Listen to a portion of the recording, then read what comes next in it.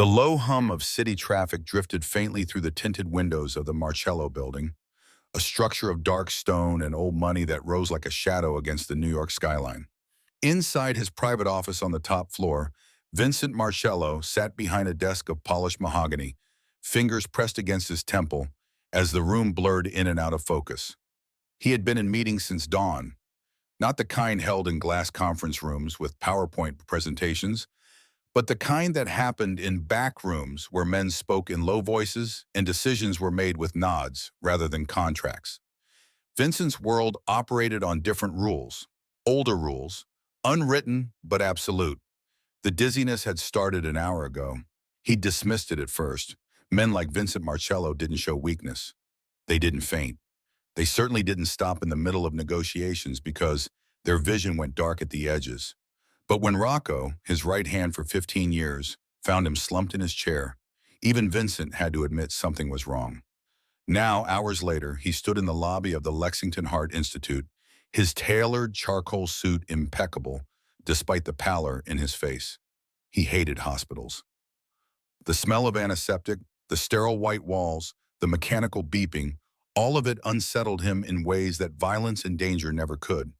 The only reason he was here at all was because Rocco had insisted, and Rocco never insisted on anything unless it was life or death. "Mr. Marcello?" a nurse called from the doorway, her voice professional but cautious. Everyone in New York knew the name Marcello, even if they pretended not to. He rose, nodding once, his movements controlled and unhurried. The nurse led him down a quiet corridor lined with framed medical degrees and silver plaques. His phone buzzed in his pocket, probably another issue that needed his attention, another fire to put out. He ignored it. The Empire could wait 5 minutes. When he stepped into the exam room, he was greeted by the sound of a pen tapping against a clipboard. "Good afternoon, Mr. Marcello. I'm Dr. Carter. Thank you for—" Her voice faltered. Vincent froze. The clipboard slipped slightly in her hand before she caught it, her brown eyes going wide.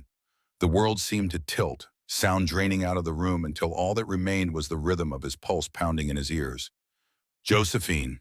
His voice came out rough, disbelieving. The name he'd thought but never spoken aloud in 6 years, suddenly filling the space between them like a confession. She blinked once, quickly, a flash of composure snapping back into place like armor. "It's Dr. Carter now," she said evenly, though her voice carried the smallest tremor.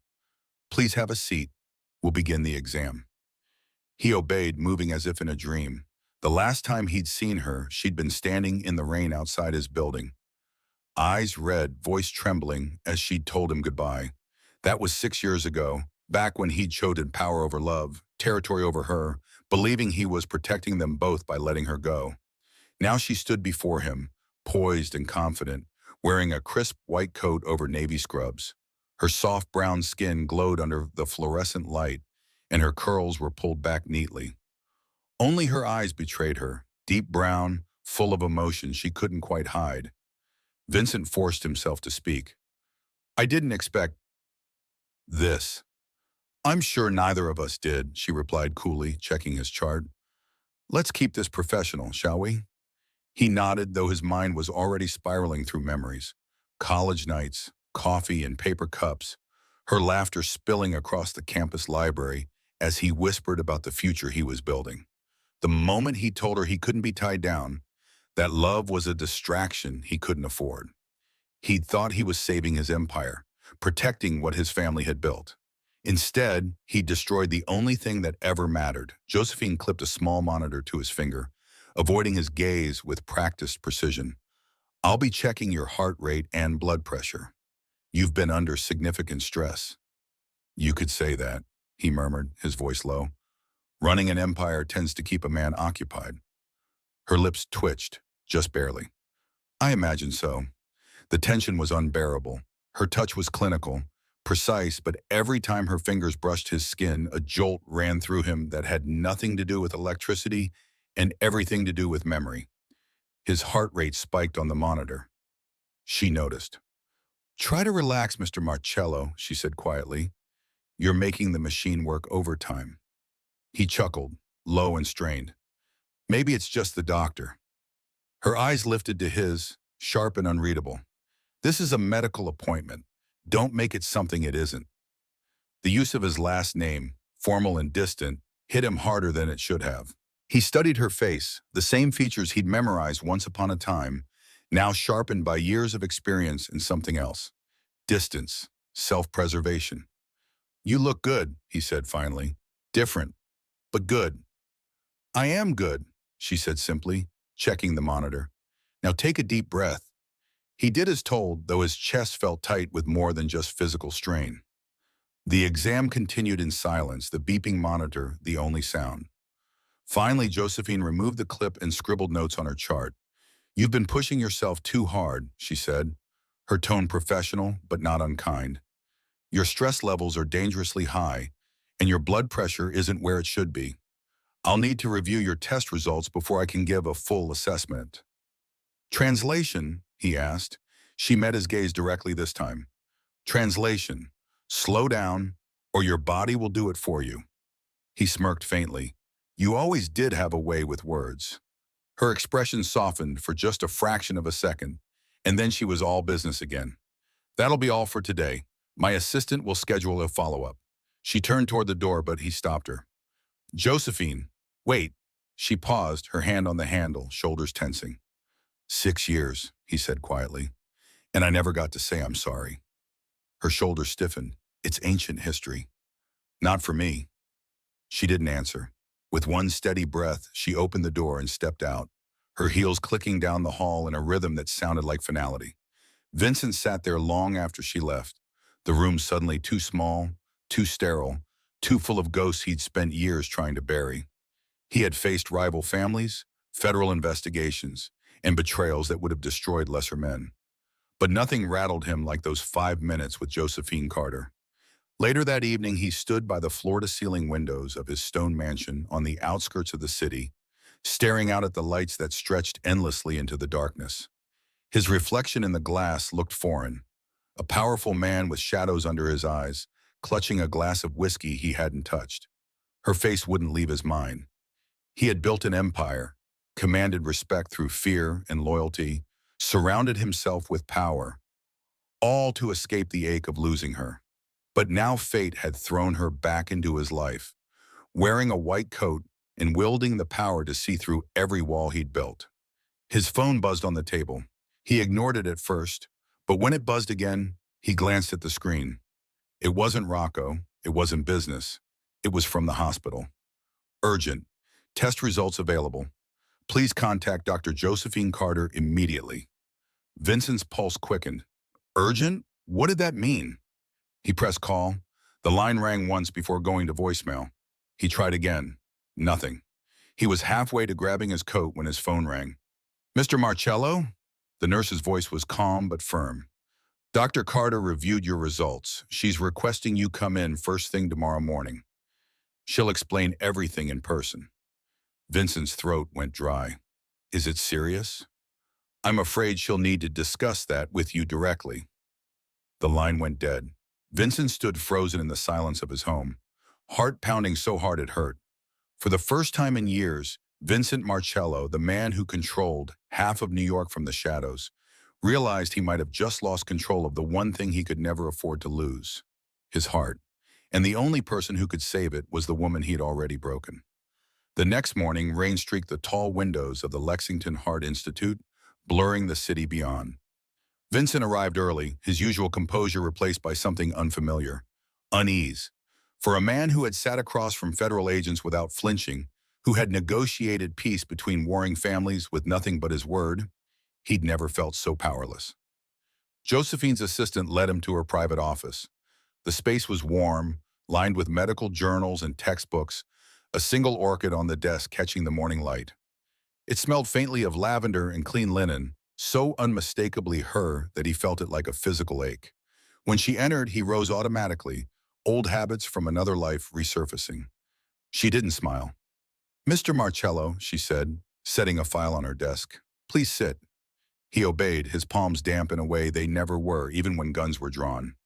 She opened the folder and spoke evenly, her voice the calm of a professional delivering news she'd delivered 100 times before.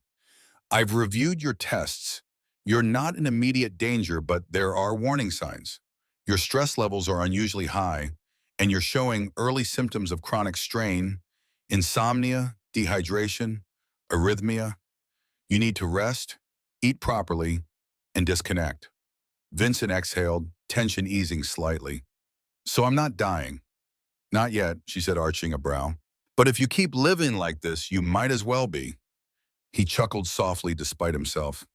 Guess you really did break my heart, doctor. The corner of her mouth lifted, but only for a second. I'm your physician now. Let's not mix that with nostalgia. I wasn't joking. Her pen stilled against the paper. Don't. He leaned forward, elbows on his knees. You think I walked away without feeling anything? You think I just moved on and forgot? Her eyes flicked up, sharp. You didn't walk away, Vincent. You ran. You decided your empire, your family name, your reputation were all more important than what we had. I was terrified, he said quietly, his voice stripped of its usual control. Of failing. Of losing everything before I could protect it. You wanted stability. I could barely keep my world from collapsing. I thought if I could secure everything first, then you'd come back and fix it all. She cut in, her voice trembling beneath its calm. But you can't rebuild what you destroy and walk away from. Silence filled the room. Rain pattered softly against the window. Vincent looked down, guilt heavy in his chest. You're right. I was a coward. I told myself I was protecting you. But the truth is I was protecting my pride. Josephine's tone softened, though her guard stayed high. I almost left medicine after you left. I couldn't focus, couldn't breathe. But helping others became the only way to heal myself. You taught me what not to give up on. He met her eyes, full of regret and admiration. I didn't deserve you then. I don't know if I do now. She sighed, closing his file. You need to manage your stress. That's my medical advice. Before he could answer, a flicker of dizziness washed over him. His vision blurred, and he grabbed the edge of the desk. Vincent. Josephine's professional mask slipped instantly. She hurried to his side, her hand supporting his shoulder. Breathe slowly. He obeyed, closing his eyes until the room steadied again. I'm fine, he muttered. You're not fine, she said sharply, though her hand stayed on his arm a moment longer than necessary. Neither moved. The pulse under his skin beat wildly, not from fear, but from the nearness of her, from 6 years of wanting collapsing into a single moment.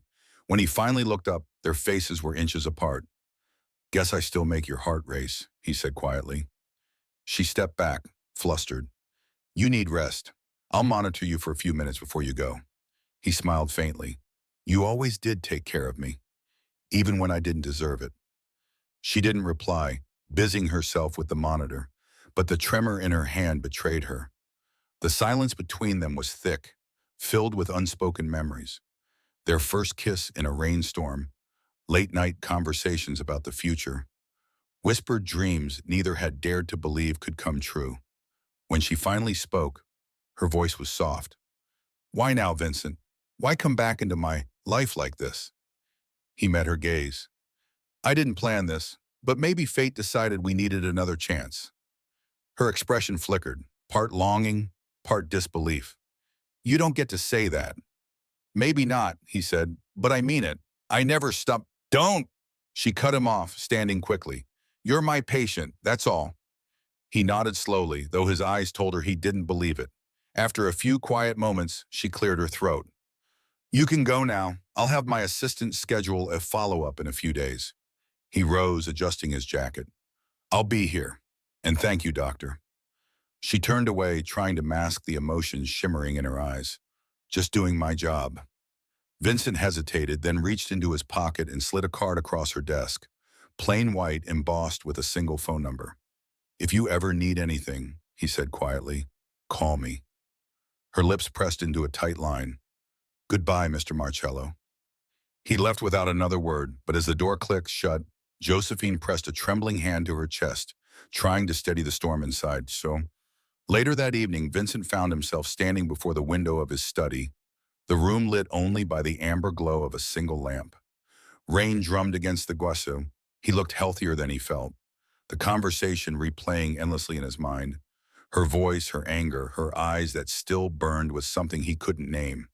He wasn't done. Not this time. That night, he picked up the phone and called her office. "Dinner," he said simply when she answered. "As a thank you for saving me from myself." Her answer was curt. "That's not appropriate, Mr. Marcello." "It's not a date," he insisted. "It's gratitude. 1 hour. Neutral ground. You pick the place," and there was a pause, then softly, "Fine. 1 hour." When she walked into the restaurant that evening, every head turned. She was elegant and calm, wrapped in navy silk, her curls falling loosely around her face. Vincent stood as she approached, struck silent despite himself. "You're late," she said lightly. "You still notice," he replied. Dinner began stiffly, polite conversation about work, research, the city. Slowly, the tension eased. They laughed once, twice, and for a moment, it felt like the world had rewound to before everything fell apart. He was about to tell her about the sleepless nights, the regret, the truth that he'd never stopped loving her, when a voice interrupted. "Well, this is unexpected." A tall, blonde woman appeared beside their table, elegant and confident. Cameras flashed somewhere behind her, the telltale light of paparazzi. "Vincent," she purred, touching his shoulder. "You didn't tell me we were having company." Josephine froze. The woman turned to her with a flawless smile. "I'm Cassandra, Vincent's fiancée." The words hit like a slap. Josephine's breath caught, her entire body going rigid. "Fiancé," she whispered. Vincent shot up, panic flashing across his face. "Cassandra, this isn't—" But Josephine was already on her feet, voice trembling. "You really haven't changed, have you?" "Josephine, wait. Please." Cameras clicked. People turned. She grabbed her coat and walked out without another word. By the time Vincent made it outside, she was gone, swallowed by the rain-soaked streets of New York. He stood under the streetlight, drenched, surrounded by the echo of his own mistakes, wondering how he could lose her twice in one lifetime. The city hadn't slept, and neither had he. Rain sheeted against the windows of Vincent's mansion, blurring the skyline he used to command with quiet pride. Now it only made him feel exposed. Headlines splashed across every news feed. Power broker's secret dinner scandal and Marcello's mysterious fiancé sparks drama. Each time he saw Josephine's face in those photos, walking out of that restaurant, hurt written across her eyes, it was like a knife to the chest. He'd called her office every day. No answer. He'd sent flowers, messages, even a handwritten letter, something he hadn't done in years. Still nothing. For a man who could make problems disappear with a phone call, who commanded loyalty through fear and respect, he couldn't win back the one thing he truly wanted. Her. By the fourth morning, his patience snapped. He left a meeting mid-sentence, ignoring the stunned looks from the men around the table. "Cancel everything," he told Rocco. "All of it." Then he grabbed his coat and stepped into the storm. By the time he reached the Lexington Heart Institute, he was drenched. Rain plastered his dark hair to his forehead, streaking across his face. The sleek hospital lobby gleamed around him. White marble floors, quiet voices, the faint hum of machines. The receptionist blinked up at him, startled. "Mr. Marcello, sir, you're—" "I need to see Dr. Carter," he said roughly. "Please." "She's in surgery right now," the woman stammered. "Then I'll wait." He took a seat in the waiting area, ignoring the stares. Water pooled at his feet, his shirt clinging to his chest. He looked out of place, a man who commanded rooms with silence, now sitting like a lost soul in a hospital chair. 2 hours passed. He didn't move, didn't check his phone, didn't even breathe normally. Every time footsteps echoed down the hall, his head snapped up. Until finally, she appeared. Josephine walked toward the reception desk, her surgical cap tucked into her pocket, her curls slightly damp. She looked exhausted and beautiful. When she saw him, she froze. "Vincent?" He rose instantly. "I need to talk to you." Her eyes narrowed, equal parts disbelief and irritation. "You can't just show up here." "I can't lose you again," he said quietly. "Not like this." Her lips parted, but no sound came out. The rain still dripped from his coat, his clothes clinging to his frame. But his eyes, Those dark eyes she'd once fallen in love with burned with sincerity. 5 minutes, he pleaded. That's all I'm asking.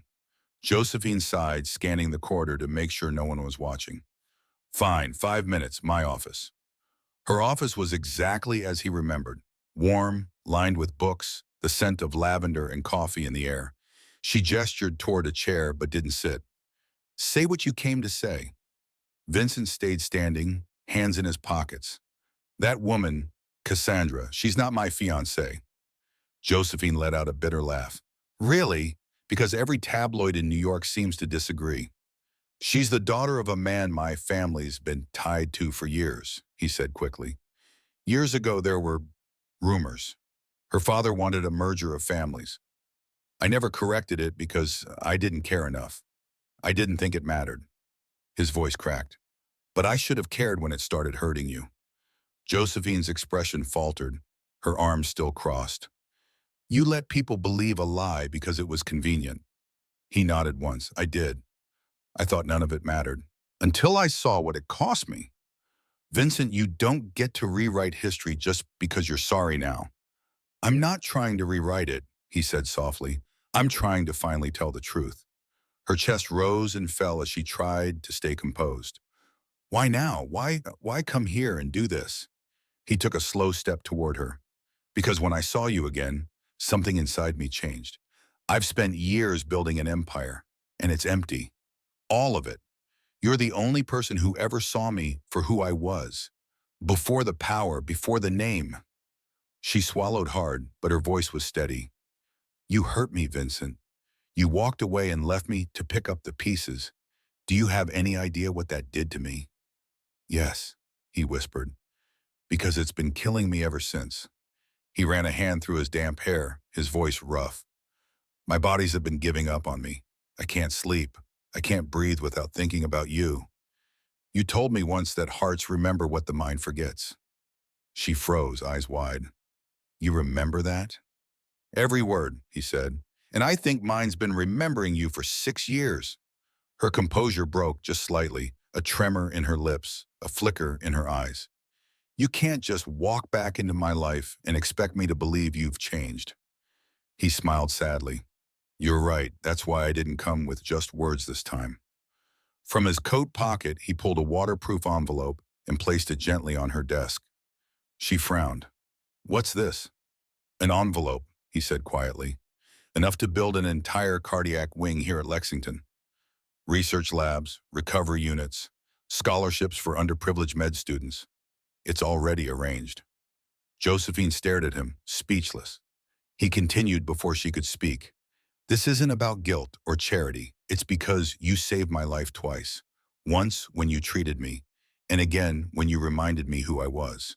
You've always been the reason I wanted to do something that mattered. Tears welled in her eyes, her voice barely above a whisper. Vincent, that's the only way I know to show you I mean what I'm saying, he said softly. Her voice trembled. You make it sound so easy to forgive. It's not, he said, but it's worth it. The silence that followed was thick and fragile. Outside, the rain softened to a light drizzle, tapping rhythmically against the glass. Josephine turned away, pretending to fix the orchid on her windowsill, but her shoulders trembled. You've changed, she said finally. You really have. I had to, he said. You don't get a second chance with someone like you unless you earn it. When she turned back, tears shimmered on her lashes. She took a hesitant step toward him. And if I can't promise anything right now, then I'll wait, he said simply. As long as it takes. Something in his tone, quiet, certain, melted the last of her walls. Slowly she reached for his hand. His fingers brushed hers, and in that small, simple contact, 6 years of distance vanished. I never stopped loving you, she whispered. Vincent's breath caught. Then don't stop now. He pulled her gently into his arms, and this time she didn't resist. Her cheek pressed against his chest, his heartbeat steady beneath her ear, the very sound she once thought she'd never hear again. Seems your heart's doing fine, she murmured, smiling through her tears. He laughed softly, pressing his lips to her forehead. It remembers who it beats for. 3 months later, the morning sun poured over the polished marble floors of the Carter Heart Center. Reporters and hospital staff filled the lobby, the air alive with applause and camera flashes. A massive ribbon stretched across the glass doors. The engraved plaque gleamed. The Carter Heart Center, dedicated to healing and hope. Vincent stood beside Josephine at the podium, looking healthier now. Oh, no shadows under his eyes, no tension in his shoulders, just calm. Josephine, radiant in a white suit, smiled as she addressed the crowd. "This center isn't just a facility," she said, her voice carrying warmth and grace. "It's a promise that every heart, no matter how broken, deserves a second chance." Vincent's gaze never left her. When the applause roared, he leaned close and whispered, "You've always been the heart of it all, Josephine." She turned toward him, her eyes shining. "And you finally learned to listen to yours." As the ribbon fell and confetti burst into the air, he slipped his hand into hers. "You fixed more than my heart," he murmured. "You healed it." She smiled softly. "You just needed someone to remind you it was still beating." The crowd cheered as he drew her close, pressing a gentle kiss to her lips. Not out of impulse, but conviction. Cameras flashed, but for once, Vincent Marcello didn't care who saw. He wasn't the cold, untouchable power broker anymore. He was a man reborn, grounded by love, humbled by loss, and finally whole again. Outside, the city skyline gleamed under the golden sun, the rain now only a memory. Josephine rested her head against his shoulder, her hand entwined with his. "Do you ever think about what would have happened if we never met again?" she asked softly. He smiled, brushing a strand of hair from her face. "Then my heart never would have learned how to live." She laughed quietly, always the dramatic one. He chuckled, his tone tender. "Maybe, but I finally have something worth being dramatic about." Their eyes met, steady, certain, full of peace. And as the applause echoed around them, Vincent realized that after all the noise, the chaos, and the years apart, the only sound that truly mattered was this: two hearts beating together in perfect rhythm, once again. 6 months later, spring had returned to New York. Soft rain, blooming cherry trees, and sunlight that spilled like gold over the glass towers. Vincent stood on the rooftop garden of the Carter Heart Center, the same place they'd first unveiled the foundation together. The city glimmered below, but his eyes were fixed on the woman walking toward him. Josephine. She wore a flowing cream dress that caught the evening breeze, her curls brushing her shoulders, her smile gentle and knowing. The years between them had vanished. What remained was everything they had rebuilt: trust, love, and something even deeper. "Why did you ask me to come up here?" she asked, teasing. "You look nervous." He gave a soft, uneven laugh. "Maybe I am." She tilted her head, amused. "That's new." He took her hand, his voice quiet but steady. "You once said that healing isn't about fixing what's broken. It's about learning to live with what remains." Her eyes softened. "I did." Vincent exhaled. "Well, what remains of me is you." Before she could respond, he went down on one knee. The world around them stilled, the wind, the hum of the city, even the distant sirens all fell silent as he opened the velvet box. Inside, a diamond glowed beneath the sunset. Simple, timeless, breathtaking. "Josephine Carter," he said, his voice trembling just slightly. "You gave me back my heart. You showed me how to love, how to live, how to be more than a man who hides behind power. I don't ever want to go another day without you. Marry me." Her breath caught, her eyes filling with tears. "Vincent." He looked up, smiling nervously. "I mean, if you're still taking patients with chronic attachment issues." She laughed through her tears, the sound he'd missed most in the world, and knelt to meet him.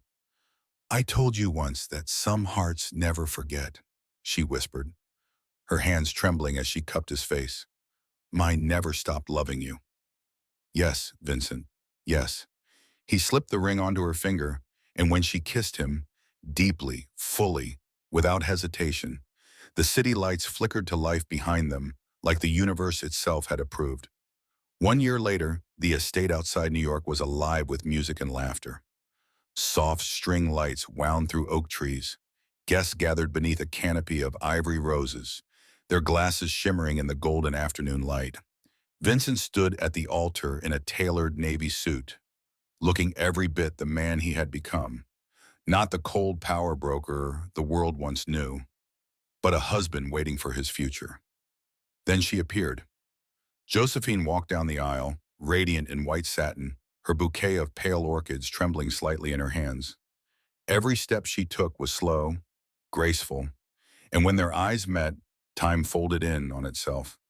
The ceremony was small, just family, close friends, and the people whose lives they had touched through the heart center.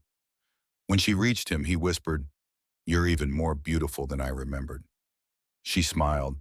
"Good thing you finally came to your senses." They exchanged vows beneath a canopy of white roses, promises not of perfection, but of truth, forgiveness, and faith. "I promise to never run from love again," he said. "And I promise to never stop believing that hearts can heal," she replied. When he kissed her, the crowd erupted in applause. Cameras flashed, confetti rained down, and for once, Vincent didn't care how many headlines would follow, because this time, the story was real. 2 years later, morning light filtered softly through the hospital window. Josephine sat on the edge of a hospital bed, her hand resting on her swollen belly. "Breathe," Vincent said, pacing beside her, trying not to panic. She glared playfully. "Vincent, if you tell me to breathe one more time—" He raised his hands in surrender, though the corners of his mouth twitched. "We're—" She reached out, grabbed his wrist, and squeezed. "We're fine. Now help me get through this last contraction before I change my mind about letting you in the delivery room." Hours passed in a blur, nurses moving in and out, monitors beeping, rain pattering softly against the glass. And then, at exactly 3:12 a.m., the sound of a baby's first cry filled the room. Vincent froze, his throat closed, his vision blurred. The doctor smiled. "Congratulations, Dr. Carter and Mr. Marcello. It's a girl." Josephine's head fell back on the pillow, tears streaming down her cheeks as the nurse placed the tiny, wriggling bundle in her arms. Vincent approached slowly, as though afraid to breathe too loudly. When he saw the baby's face, warm brown skin, soft curls, tiny fingers curling around his thumb, his heart shattered open all over again. "She's perfect," he whispered. Josephine smiled weakly. "She has your eyes." He shook his head. "No, she has yours, the eyes of the woman who saved me twice." He bent down, pressing a kiss to both their foreheads. "Welcome to the world, little one.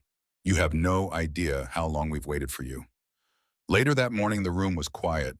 The chaos had faded, the rain had stopped, and sunlight glowed against the window pane. Josephine slept peacefully, the baby resting against her chest.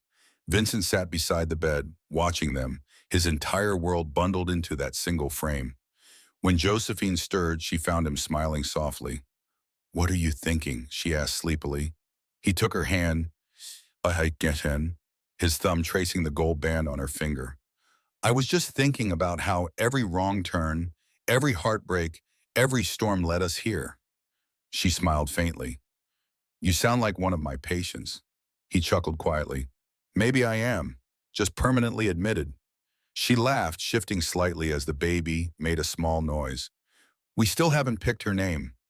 Vincent leaned closer, brushing his knuckles against the baby's tiny hand. "How about Hope?" Josephine looked down at the sleeping infant, then back at him. "Hope Marcello," she whispered, tasting the name. "It's perfect," he smiled, "because that's what you gave me. Hope." She reached up, cupping his cheek. "And you gave me home." They stayed that way for a long time, 3 heartbeats in perfect rhythm, a quiet miracle born from pain, forgiveness, and love. Outside, the city hummed awake, the skyline glowing with sunrise. Bright, endless, Leo. Vincent pressed a final kiss to Josephine's forehead and whispered, "Looks like the heart remembers how to start over after all." She smiled, eyes still closed. "No," she whispered back. "It just remembers who it was beating for all along."